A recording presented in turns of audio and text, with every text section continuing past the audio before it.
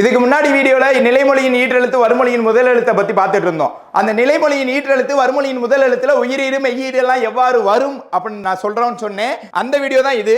இதற்கு முன்னாடி வீடியோட கண்டினியூட்டியா இதை பாருங்க. இந்த வீடியோ உங்களுக்கு புரியலைன்னா இதுக்கு முன்னாடி இருக்க வீடியோவை நீங்க பார்த்துட்டு வந்து இதை பாருங்க. உயிர் உயிர் என்ன இது உயிர் உயிர்? இப்ப நிலைமொழியின் ஈற்றெழுத்து வருமொழியின் முதல் எழுத்தை தான் நம்ம எல்லா இடத்துலயுமே பார்க்க போறோம். இது வந்து ப்ரீவியஸ்ல வந்த ஒரு வினா. இப்ப இதை பொறுத்துக அப்படின்னு சொல்லியிருந்தாங்க. இந்த வினால எப்படி நம்ம பார்க்கணும்? இப்போ உயிர் உயிர்னா என்ன? இப்ப நிலைமொழியில் ஈற்றெழுத்து எங்க உயிர் இருக்குன்னு பாருங்க. காட்சி இந்த இடத்துல இத்து கூட்டல் ஈ இருக்கு. அப்ப இது இச்சு கூட்டல் ஈ. அப்ப இந்த இடத்துல ஈ இருக்கு. அப்ப உயிர் உயிர். அப்ப உயிர் உயிர்னா இதுதான். அப்ப உயிர் உயிர்னா என்ன அப்படின்னு பார்க்கும் பொழுது நிலைமொழியின் ஈற்றெழுத்து உயிர், வருமொழியின் முதல் எழுத்து உயிர். இப்படித்தான் நம்ம பார்க்கணும். அடுத்து உயிர் மெய். கடைசியில உயிர் எங்க இருக்கு? இப்பு கூட்டல் ஊ. அப்ப இங்க இருக்கு. அப்ப இங்க இக்கு கூட்டல் ஓ. அப்ப இங்க ஒரு மெய் இருக்கு. அப்ப இங்க உயிர் இருக்கு, இங்க மெய் இருக்கு.